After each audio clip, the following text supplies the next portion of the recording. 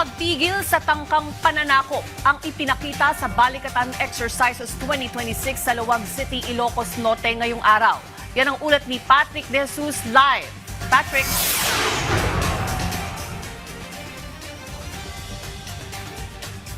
Ay ramdam ang puwersa ng mga weapon system at iba pang armas kanina dito sa Lawag, Ilocos Norte sa isinagawang counter-landing live-fire exercise na ayon sa Armed Forces of the Philippines ay hindi naman nakatuon sa isang partikular na bansa.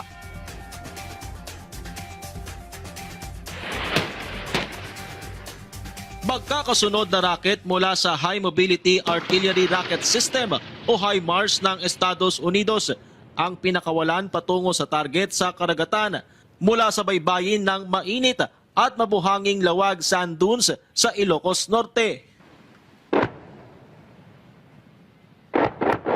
Sinundan ito ng pagpapaputok ng 105mm howitzers ng Philippine Army, pati na ang kanilang Sabra light tank. Ang misyon, pigilan ang tangkang pananakop at pag-atake mula sa dagat. Umaligid din ang isang drone. Hanggang sa nasapo ng Stinger missile na pinakawalan mula sa Javelin. Dagdag puwersa ang ibinigay ng US Apache attack helicopters na umasinta sa iba pang floating target sa dagat.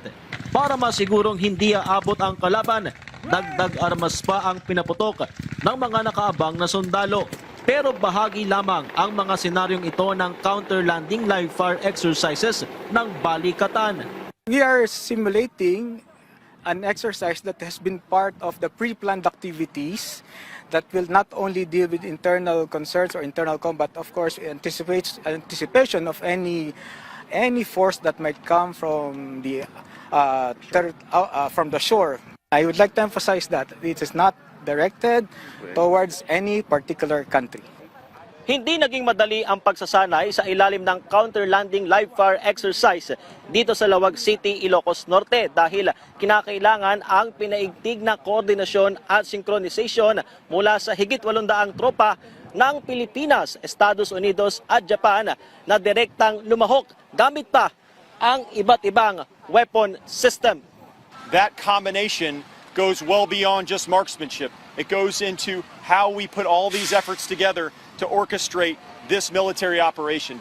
Ito naman ang unang pagkakataon na may direktang partisipasyon ang Japan sa counter-landing live-fire exercise ng Balikatan. It is a very great experience for us. I'd like to express my great appreciation for you. During this exercise, I believe to make our band, shoulder-to-shoulder band, strong. We made it. Amazing work by our Japanese forces, longtime allies of the United States, just like the Philippines. It's amazing to see it all come together in this one exercise. Bukod sa mga weapon system, itinampok din ang sea drones at iba pang unmanned surface vessels na nakatulong sa pagtukoy ng mga target. Ay sa Miyerkules, May 6, isasagawa ang susunod na aktibidad ng Balikatan dito pa rin sa Ilocos Norte. Ito ay ang maritime strike kung saan palulubugin ang isang lumang barko gamit ang iba't ibang missile na isa sa pinaka-highlight nitong pagsasanay. Yan ang pinahuling ulat mula rito sa Lawag City, Ilocos Norte. Balik sa iyo, Ice. Maraming salamat, Patrick De Jesus.